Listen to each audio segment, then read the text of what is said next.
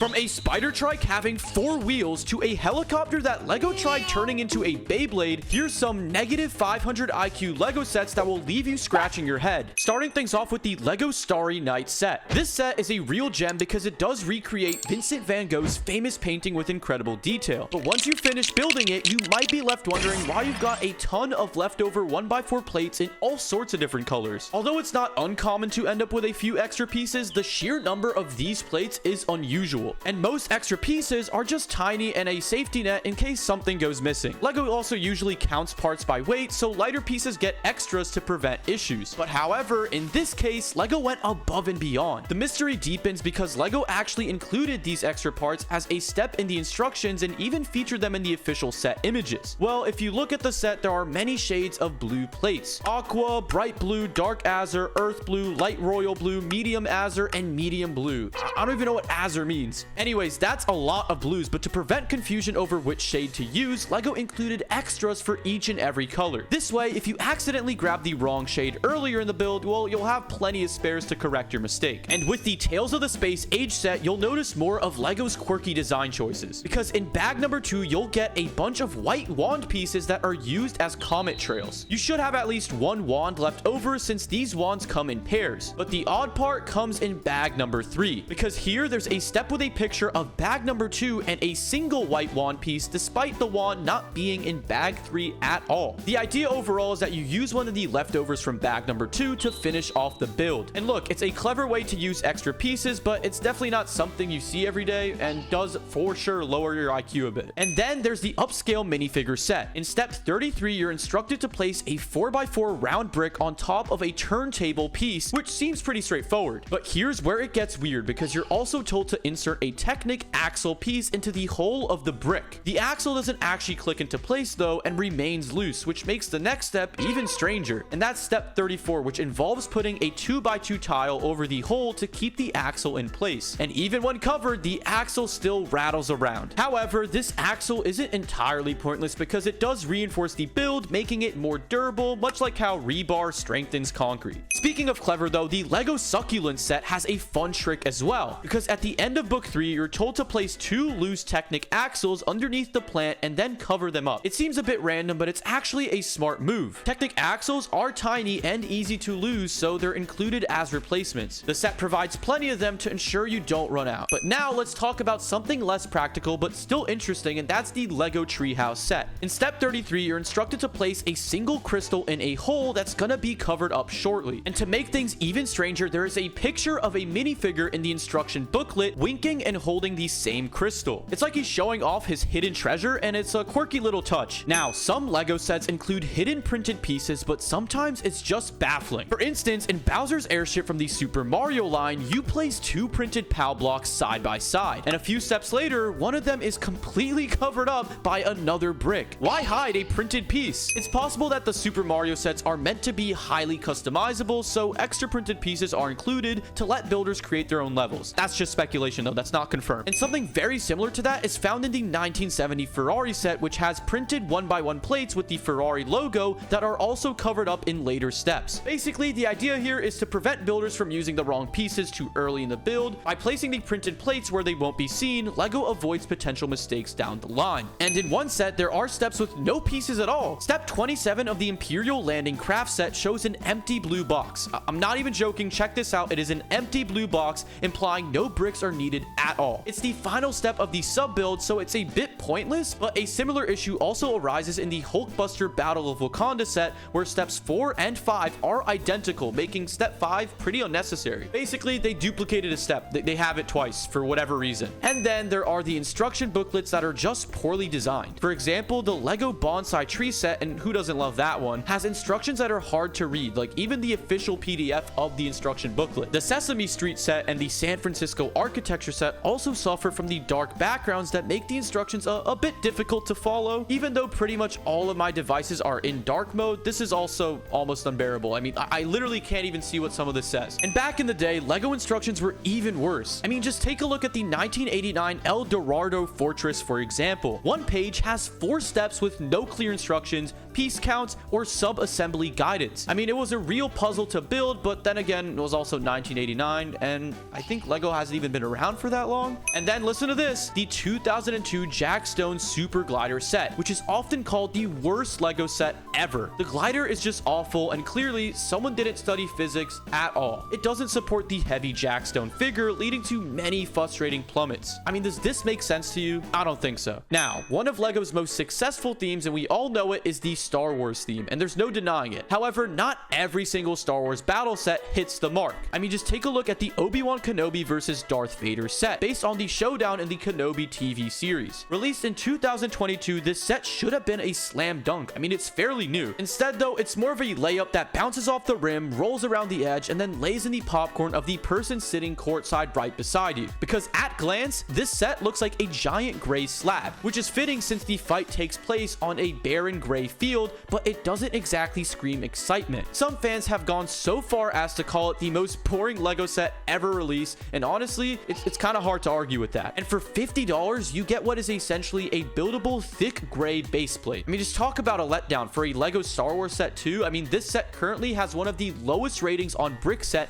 barely scraping it with 3 stars. And look, if this set were a Star Wars character, it'd probably be that one background extra who accidentally walks into the camera shot. On the flip side though, we have the Spider Trike vs. Electro set. With only 70 pieces, that's not that many, there's not much to work with, but even then, this set still feels lazy and lacks brain cells. I mean, just fully. There are no real play features and the design is boring, and on top of that, the name itself is a bit inaccurate. Trikes are supposed to have 3 wheels, right? I mean, think of a tricycle, it's 1 wheel in the front, 2 wheels in the back, but this one clearly has 4. I don't know if someone forgot to count or what's going on. It's just like calling a car a unicycle and hoping no one notices. It makes no sense. Now, Lego's architecture line has been recreating real-world locations in brick form for over 15 years. Some of these sets are stunning, like the San Francisco skyline, but not all architecture sets are winners. The very first architecture set, the Sears Tower from 2008, is a good example of a set that leaves you wanting more. With only 69 pieces and a $20 price tag, it's almost 30 cents per piece, which is about 3 times the normal average for a Lego set. And what do you get for that price? Well, a bunch of basic black bricks that anyone could probably find in their spare parts bin. Sure, I mean, look, it is a cool souvenir if you do visit the tower, but as a standalone set, it's pretty underwhelming. Similarly, the Burj Khalifa set from 2011, which is based on the tallest building in the world, doesn't quite live up to the expectations. Standing 10 inches tall, the set is mostly made up of just 1x1 round bricks, 112 of them to be exact. It's like Lego just ran out of ideas halfway through and decided to stack a bunch of cylinders together and just said, yep, this is what we're gonna do. And unlike the real tower, this set is more boring than breathtaking, and its 3-star rating clearly reflects that. For the Marvel fans out there, let's now take a look at the mighty Captain America shield. Conceptually, Lego has had success with their helmet busts and Thor's hammer, but this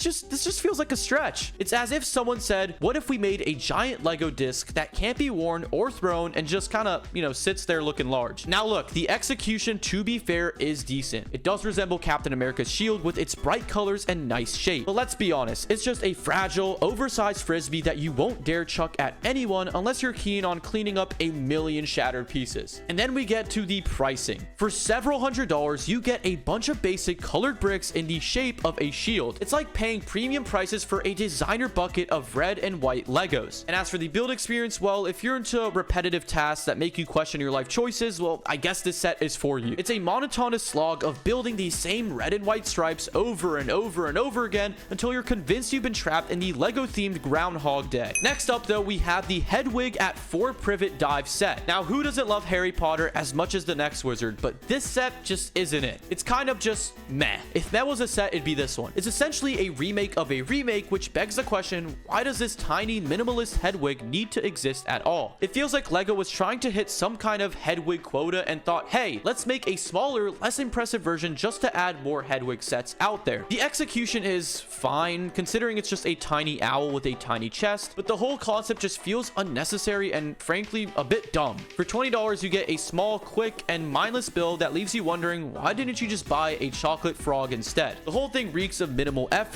and a dumb concept if you ask me. Like, just get the better version. Moving on, we have the Batman Killer Croc Sewer Smash. Ah yes, another giant Lego vehicle that's mostly empty space. Just what we all needed for our lovely collections. You might have this big, bulky Batman vehicle that, despite its size, is mostly just air. It's like Lego decided to see how little they could actually build while still calling it a set. Lots of tank pieces, lots of teeth, and lots of treads. But the whole thing feels like a waste of potential. The build experience is a tedious affair of linking together small Technic pieces and adding teeth, oh, and more teeth. And for what? A big, dumb, mostly hollow vehicle that might just be a waste of space? I don't know. It's kind of dumb if you ask me. Now, taking a look at the first order ATST, it looks kind of underwhelming. Giving fans an incomplete vehicle build and pretending it's a complete set? Well, brilliant idea, right? Yeah, not so much. Because in the movie, BB-8 drives this thing and the top peels off. But Lego, why not just give us the full ATST with a removable top? Instead, we get this half-baked, incomplete version that just feels like a cruel joke. The execution is accurate to the film, sure, but that doesn't make it any less dumb. And then there's the pricing. Charging $40 for an incomplete ATST set is ridiculous, especially when the full versions have been sold for even less. This is shrinkflation at its finest, so I guess the economy's not looking so great. The build experience is as incomplete as the set itself, making this dumb concept an even dumber reality. And the more we lower our IQs, the dumbness reaches new heights with the Lego Star Wars Chewbacca. Take everything we said about Captain America's shield earlier and amplify the issues tenfold, and basically right there you've got Chewbacca. It's a Lego Star Wars figure, but it's not a droid, it's a furry Wookiee. Now, why on earth would you try to replicate fur with bricks? That's just asking for trouble. This Chewbacca looks like something out of a Lego horror movie. It's so bad you almost feel sorry for the designers who had to make it. And then there's the price, $200 for this monstrosity. Who in their right mind would pay that kind of money for something that looks like this? The build itself is probably complex, but at what cost? You're left with a hideous Lego Chewbacca and a gaping hole in your wallet. Look, I'll give credit where credit is due. For replicating fur in Lego form, they didn't do too bad of a job. I guess they did the best job they could for what they can do, but just look at this thing's face, man. It says it all. Now, Lego's Unikitty line brings us to Dr. Fox's magnifying machine, a set that promises to be a nifty little microscope toy at first glance. It's a creative idea, no doubt about that. But once you start digging into it, you'll realize soon enough that it's not all it's cracked up to be. For starters, it's on the pricier side and isn't exactly easy to track down these days. And let's be honest, what kind of Lego set doesn't include a minifigure? Can you name me one? Instead, they just throw in a pair of flimsy paper glasses that seem more suited for a costume party than a building session. The set also includes 4 plastic tiles that you're supposed to examine under the microscope, but don't get too excited because they're just tiny prints of basic images. Sure, the idea of a Lego microscope is intriguing and kind of a good one, but when the most thrilling part of the experience is wearing goofy paper glasses, you might just start to question your financial choices. And also, where's the minifigure? There's no minifigure! Now look, while there might be a handful of die-hard fans who were eagerly awaiting the Powerpuff Girls themed Lego minifigures, it's still confusing as to why the Lego Powerpuff Girls Bubbles Playground Showdown made it into the Lego lineup. For starters, it doesn't include any of the show's iconic villains, which feels like a missed opportunity since Powerpuff Girls are often known for their villain, Mojo Jojo, the monkey,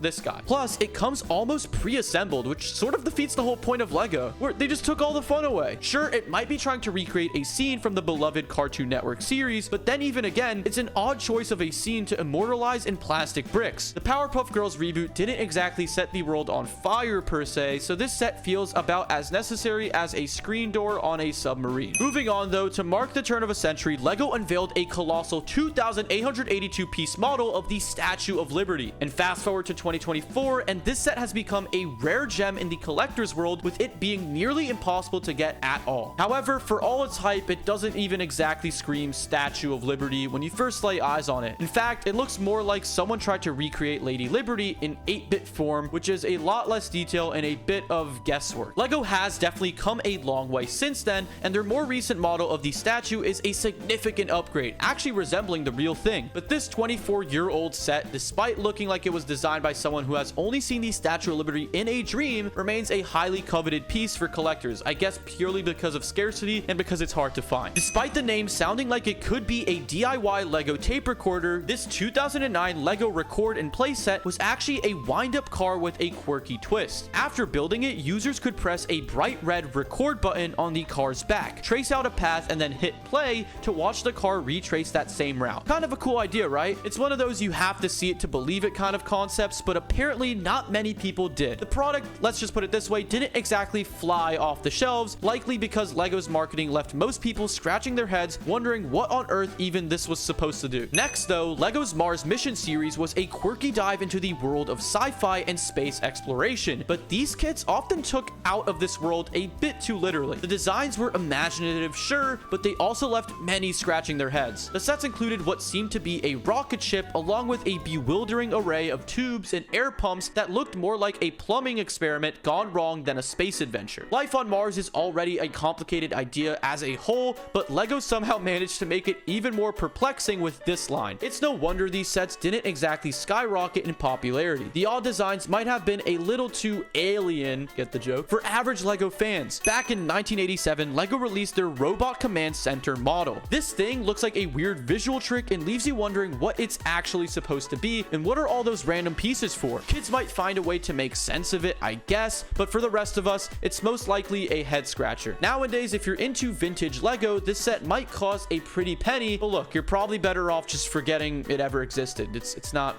the brightest. Take a look at this though. Remember Jack Stone and his flop glider from earlier? Well, Jack Stone was LEGO's big attempt to capture kids' imaginations in the early 2000s with his action-packed adventures. Unfortunately, the enthusiasm for Mr. Stone died pretty quickly and the whole line was dropped not long after. Today, the Jack Stone Bank Breakout set is a bit of a cringeworthy relic from LEGO's past. I mean, did LEGO really want kids to be getting into bank heists? That wasn't very, smart of them. And they're already super, avoidant of military sets and stuff like that, so I don't understand why they did that. It's kind of like they're contradicting themselves. The Harry Potter universe, though, has been a goldmine for LEGO since they snagged the rights in 2001. With impressive sets like the Hogwarts Castle and the Chamber of Secrets, it's been a magical journey for LEGO fans. But things took a turn into the bizarre when Goblet of Fire hit the screen, and LEGO chose to build the Harry Potter Rescue of the Mere People set based on the rather unsettling Mere People scene. Seriously, who thought a giant squid and a couple of minifigures made for prime LEGO material? It's definitely one of the weirder sets, leaving fans for sure scratching their heads about the choice of source material altogether. Now look, I've mentioned Star Wars multiple times in this list already, but that's only because LEGO has churned out an astounding number of Star Wars sets over the past years. One of the more continuous ones was Jabba the Hutt's palace, and I'm pretty sure everybody knows what this set is. Modeled after the first act of Return of the Jedi, the set stirred up quite a fuss among some religious groups who thought the palace resembled a mosque a bit too closely. Okay, now that's a bit crazy, but besides that, how many people were really itching to get their hands on the giant Jabba the Hutt minifigure? Definitely not me. LEGO's Time Cruiser series was a quirky collection of sci-fi gadgets that could easily fill this list all on their own. However, among the lineup, there was one set that really stood out for its sheer oddity. It's meant to resemble a time-traveling vehicle, but let's be honest, Back to the Future already did that. This contraption looks more like something the Joker might just whip around for fun, not a time machine. New LEGO fans, however, might look at this design and wonder if it's a joke, especially with that baffling propeller. What is that even supposed to do? If we were ever to invent time machines, let's just hope, that they don't look like this. Next, we have the Technic C-3PO set, but it's a bit of a mess, to be honest. If you thought C-3PO looked a bit weird in the movies, well, just check out this version. Instead of his classic gold, he's got a strangely dark and incomplete look, definitely not what you'd expect. This C-3PO has some serious design flaws. I mean, his knees are stiff as a board and his limbs keep falling off, which makes putting him back together a real pain. The one feature that's supposed to be cool is a button that lets you blow up C-3PO, but good luck getting that button to work. With its limited playability and poor reviews, this set is definitely one of the least loved LEGO Star Wars sets. In short, it's a bit of a disaster that even the Force couldn't fix. See the joke I did there? Coming up now is the infamous Fire Helicopter Response set from 2020. This set is a train wreck with terrible reviews on the official LEGO site, making it one of the lowest rated ever. It retailed for $30, but came with just 93 pieces, making the price per piece a shocking 32 cents. For context, that's about 3 times more than usual, like what it usually should be. The set's helicopter was built with an oversized single piece that felt more at home in the Juniors or Duplo set. LEGO tried to be innovative with a feature allowing the helicopter to fly after pulling the ripcord, or at least hover for a moment before plummeting to the ground. And you know what else plummeted? Clearly their IQ and their knowledge on physics, because I don't know why they thought that would work. This set did, however, have a really cool and unique rotor blade design similar to the older Ninjago sets, but it turned out to be too heavy to even actually work. Reviewers complained that the helicopter dropped like a rock, leaving them utterly disappointed. I mean, who doesn't want the helicopter that they're buying to actually, you know, be a helicopter and fly? Why don't we just leave the ripcords for the Beyblades? You know what I'm saying? And last but not least, there is the infamous Knights Kingdom 2 from 2004, which introduced a bunch of poorly designed constructible knights. These figures, which were meant to represent mighty warriors, ended up being a letdown due to flimsy cardboard shields that would be bent and fall off easily. So much for being mighty. So anyways, which set lowered your IQ the most? Let me know in the comments and share the video with a friend if you liked it.